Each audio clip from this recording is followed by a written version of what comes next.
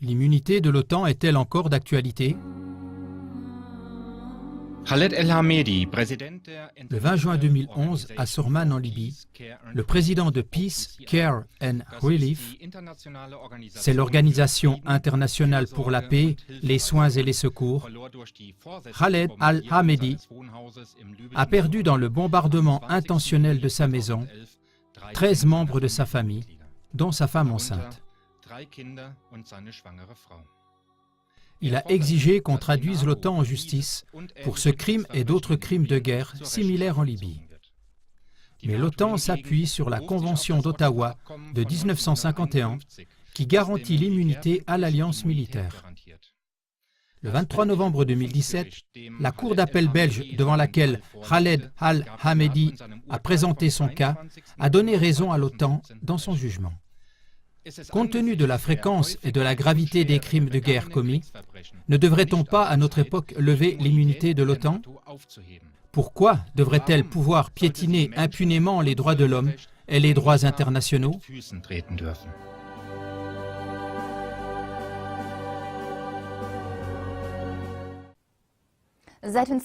Depuis la Seconde Guerre mondiale jusqu'à aujourd'hui, d'innombrables guerres et crimes de guerre ont eu lieu. La plupart d'entre eux ont été initiés et dirigés par le gouvernement américain et l'OTAN.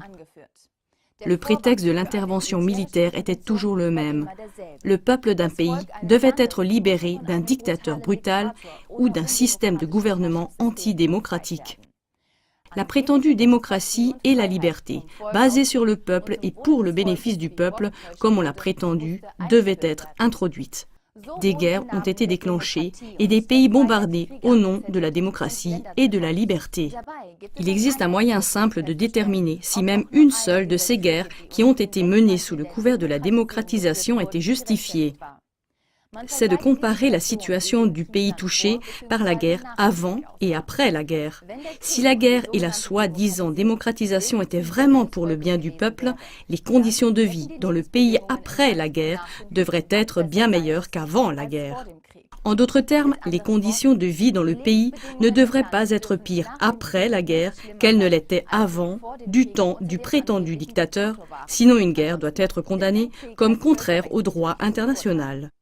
Mais jugez par vous-même sur la base des 4 exemples suivants qui sont représentatifs de toutes les autres guerres dites de démocratisation. L'opération militaire internationale en Libye 2011.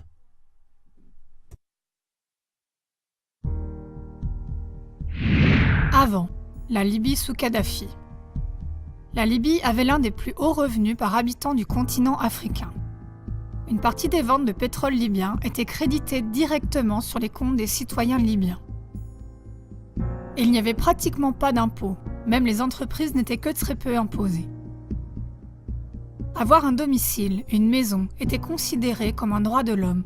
Tous les nouveaux mariés recevaient l'équivalent de 45 000 € de l'État libyen.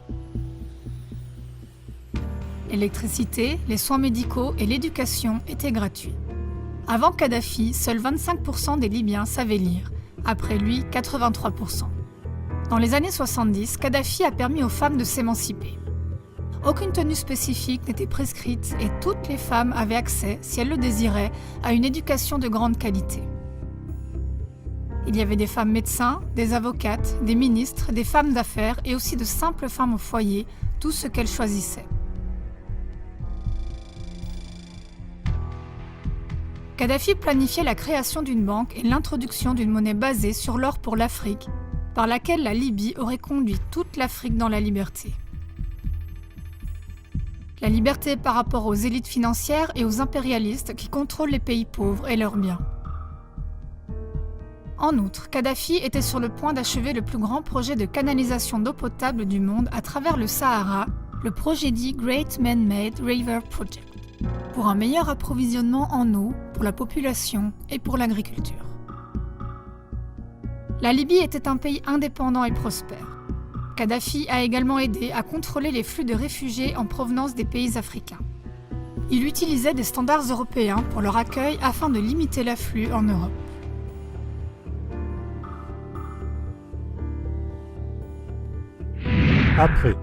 Après l'assassinat brutal de Kadhafi.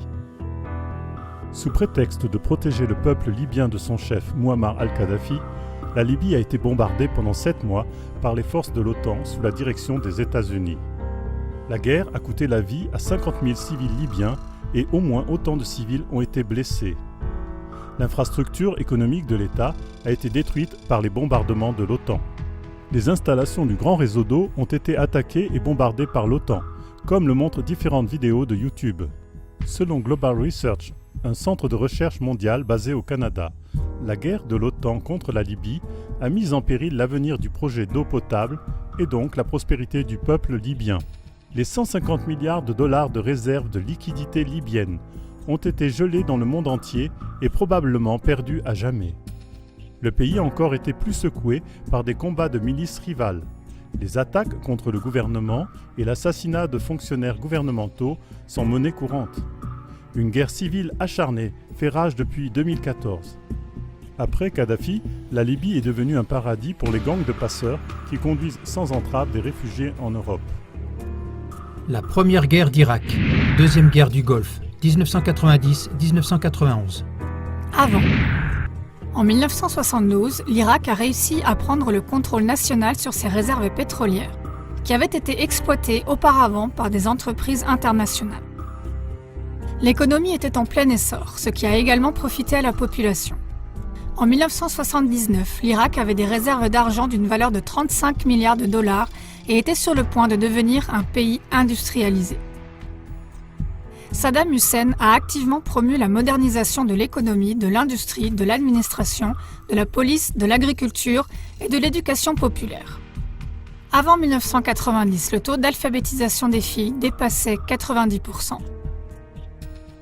Entre autres choses, les recettes d'exportation provenant de la vente de pétrole ont contribué à la mise en place d'un système de santé irakien complet qui, jusqu'au début des années 1990, était considéré comme le meilleur du monde arabe.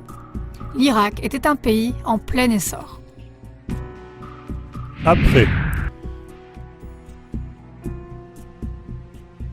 Après que Saddam Hussein a occupé le Koweït suite à un conflit au sujet des champs de pétrole, l'armée irakienne a été presque complètement vaincue par une coalition dirigée par les États-Unis. Pour justifier la guerre, des atrocités qui se sont révélées par la suite être des mensonges ont été rapportées dans le monde entier par les médias de masse. Parmi ces mensonges se trouve ce qu'on appelle le mensonge des couveuses.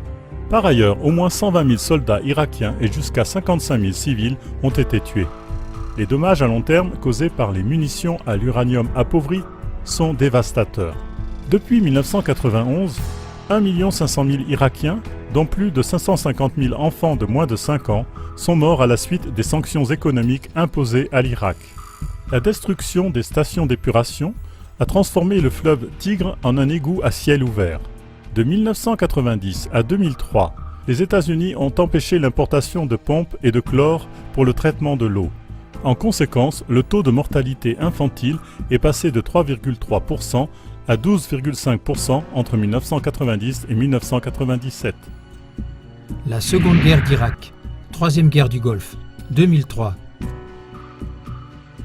Le 20 mars 2003, les troupes américaines et leurs alliés ont envahi l'Irak au motif que Saddam Hussein aurait possédé des armes de destruction massive et coopéré avec Al-Qaïda. Les deux accusations ont ensuite été réfutées par le comité des services secrets du Sénat américain. Selon l'étude indépendante du Lancet, 600 000 civils sont morts en 2006, ce qui représente 90% de toutes les victimes. Rien qu'au cours d'une mission de 3 semaines en 2003, entre 1000 et 2000 tonnes de munitions à l'uranium ont été utilisées par les États-Unis.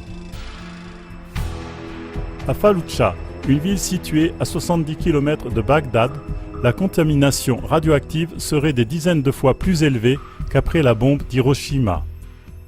Depuis lors, un nombre croissant de bébés terriblement déformés naissent sans tête, avec 2 têtes ou des membres manquants. D'innombrables crimes de guerre cruels commis par les troupes américaines ont été révélés au public, et en partie par Wikileaks. Depuis le retrait des dernières troupes américaines d'Irak en 2011, l'Irak est dans une situation similaire à une guerre civile. Guerre de Syrie depuis 2011. Avant. La Banque centrale syrienne était détenue et contrôlée par l'État et n'avait pas de dette envers le Fonds monétaire international, FMI. Bachar al-Assad, le président syrien, a initié la démocratie quelques années avant la guerre. Avant 2007, la Syrie était un pays tellement riche et prometteur qu'elle a pu accueillir 2 millions de réfugiés irakiens. Le système de santé était gratuit. Pour protéger la population contre les risques sanitaires, les semences génétiquement modifiées OGM n'étaient pas autorisées.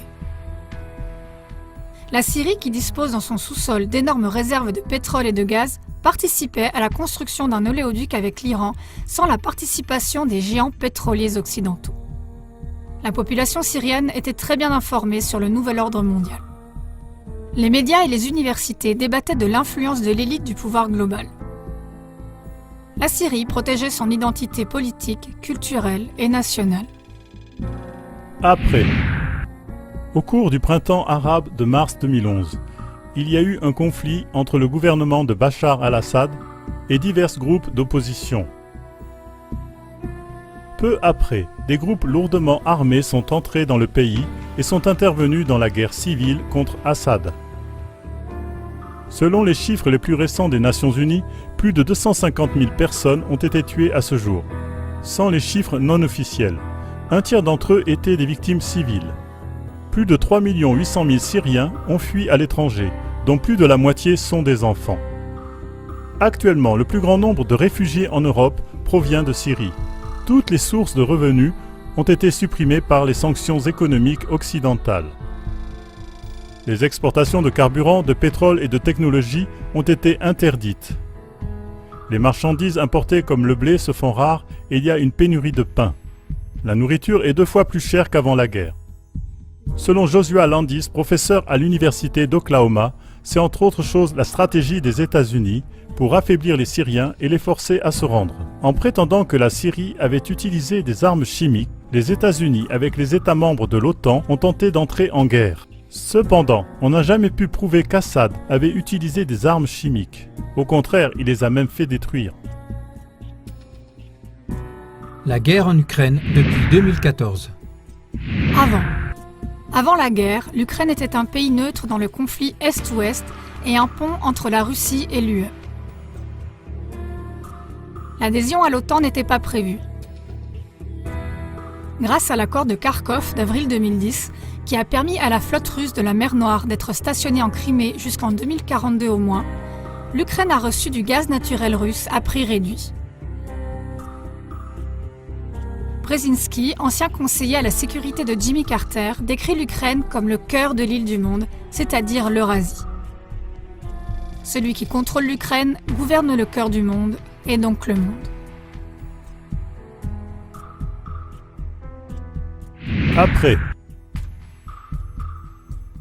Après la destitution anticonstitutionnelle du président Viktor Yanukovych à Kiev le 22 février 2014, le nouveau gouvernement a envoyé des troupes contre les régions orientales de Donetsk et Lugansk qui n'avaient pas reconnu le changement de pouvoir et avaient proclamé des républiques populaires indépendantes. Victoria Nuland, secrétaire adjointe aux affaires étrangères des États-Unis, a involontairement témoigné lors d'une conversation téléphonique sur écoute que les États-Unis avaient investi 5 milliards de dollars pour amener au pouvoir en Ukraine un nouveau gouvernement dirigé par les États-Unis. Environ 6 000 personnes ont été tuées à ce jour, sans les chiffres non officiels. 15 000 ont été blessés et près de 3 millions de personnes ont fui leur domicile. Selon le Haut Commissariat des Nations Unies pour les réfugiés, plus de 150 000 personnes ont cherché protection en Russie. Des coups de feu sont tirés quotidiennement dans l'est de l'Ukraine. Des maisons sont bombardées et l'infrastructure technique est gravement touchée. Dans de nombreuses villes, il n'y a de l'eau et de l'électricité que pendant quelques heures, et même maintenant plus du tout dans certaines villes. En Ukraine, le niveau de vie s'est considérablement détérioré depuis la destitution de Yanukovych. Près de 80% de la population ukrainienne vit autour du seuil de pauvreté. Avant que Yanukovych soit destitué, la pension retraite minimum était d'environ 120 € par mois. elle est maintenant de 40 €. Le salaire minimum qui tournait autour de 90 € par mois est maintenant de 50 €. Aujourd'hui, le salaire moyen est d'environ 120 € par mois. Pour la période de 2010 à 2013, l'inflation était de 3,5%. En 2015, elle était déjà de 40%. Au cours des 2 dernières années, l'inflation a été de 30% pour les transports et de 200% pour le carburant. Le prix des aliments a été multiplié. Les aliments de base, tels que pain, viande, lait, ont augmenté de 40%. L'électricité et le gaz, de 110%. Une nouvelle augmentation des prix est prévue tous les 6 mois. Les sociétés étrangères élargissent leur influence sur le secteur agricole ukrainien, comme les sociétés de biotechnologie telles que Monsanto, Cargill et DuPont. Selon des députés ukrainiens, le gouvernement de Kiev est sous le contrôle total du gouvernement américain. Selon le projet de loi 2953 de mai 2015, l'Occident doit être autorisé à stationner des armes nucléaires en Ukraine. Les États-Unis sont prêts à risquer une guerre en Europe pour maintenir leur présence militaire et leur suprématie. D'après ces faits, avant, après, une conclusion s'impose. Les guerres peuvent difficilement être justifiées et certainement pas sous le prétexte de la démocratie et de la liberté. Toutes ces guerres et d'autres, comme les guerres en Yougoslavie, en Afghanistan depuis 2011, la guerre civile somalienne ou l'intervention militaire au Yémen en 2015, toutes ces guerres n'ont été possibles qu'au moyen de mensonges délibérément répandus pour diffamer le pays cible. D'autres prétendues démocratisations et changements de régime dans des pays comme l'ex-Yougoslavie, la Slovaquie, la Géorgie ou le printemps arabe, ainsi que dans tous les pays futurs, doivent également être envisagés sous cet angle. La question est maintenant de savoir si, au nom de la démocratie, une guerre ou une intervention militaire va à nouveau être justifiée par les politiciens et les médias, si le peuple écoutera cette argumentation ou s'il croira à nouveau à la propagande du mensonge et de la guerre. Aidez-nous à apprendre à tous comment comprendre à temps les mensonges et la propagande et comment dire d'une seule voix, au moyen d'informations générales, plus jamais la guerre, on n'y participera pas.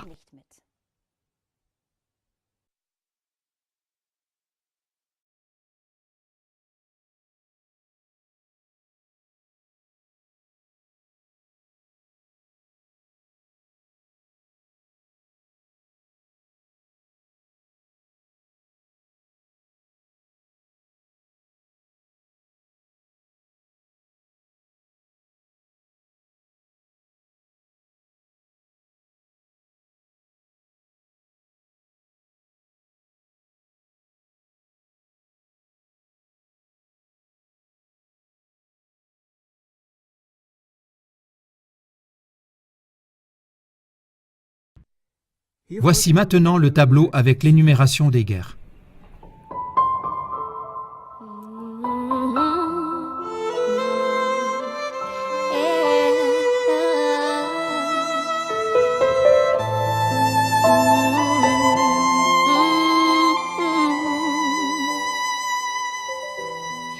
Eine neue Welt hast du mir geschenkt. In dieser Welt ist nichts da, was uns trennt. Gemeinsam gehen wir, erwarten, was kommt. Für immer bleib ich bei dir. Du hast mir den Himmel auf Erden geschenkt. Mit dir strahlt die Welt heller als jeder Stern. Ganz viele Pläne haben wir uns gemacht. Das Leben wartet auf uns. Unsere Liebe, sie hört niemals auf und sie bleibt. Voller Friede und Liebe bauen wir in die neue Zeit. Niemand und nichts wird uns je diese Liebe nehmen. Nichts kann uns trennen,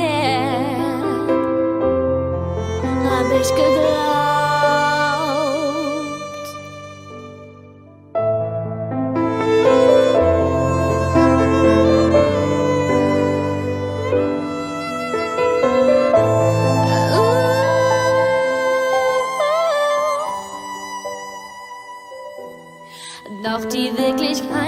sich anders gezeigt.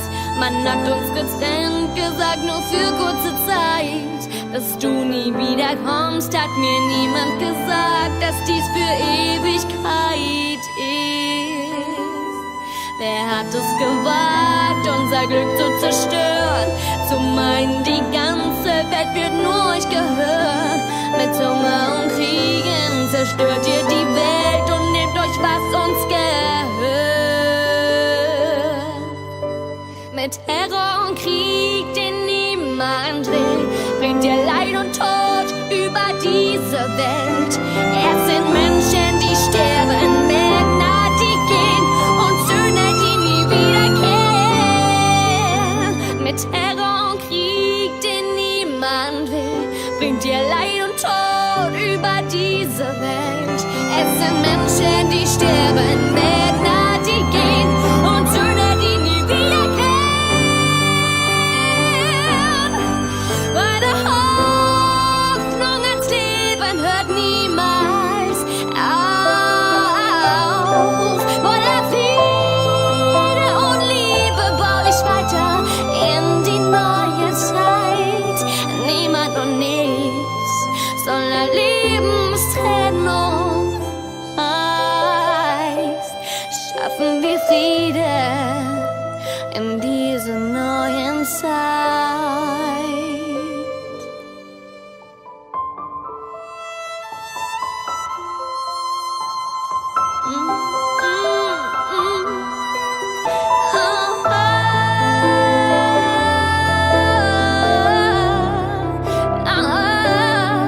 Meine Liebe zu dir hört niemals auf. Voller Friede und Liebe baue ich weiter in die neue Zeit. Niemand und nichts soll erleben, was Trennung heißt. Schaffen wir Friede in dieser neuen Zeit.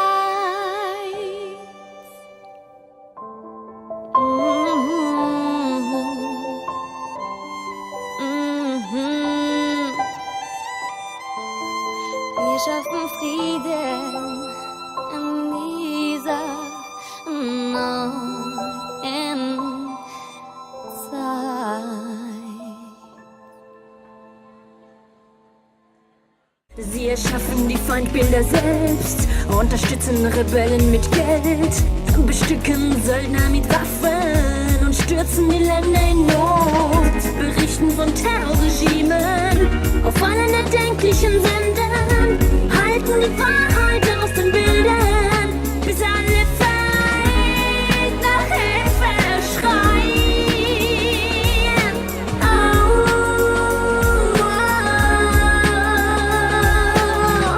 Sie bauen den Terror in den Ländern auf und treten dann als ihre Retter auf. Überall Kriege inszeniert, die Menschheit hinters Licht geführt. Das ist der große Menschenfeind, der wirkliche Angreifer, der allerorts Verwirrung und Ohnmacht geschürt, die Länder destabilisiert hat, sodass wir alle ein möglichst großes Verständnis für ihre militärischen Einsätze haben in aller Welt. Für ihre Drohnen und Chemiewaffen, ihre Minen und Panzer und ihre Zerstörungsmaschinerien. Bis alles Öl und Gold und alle Schätze endlich allein ihnen gehören.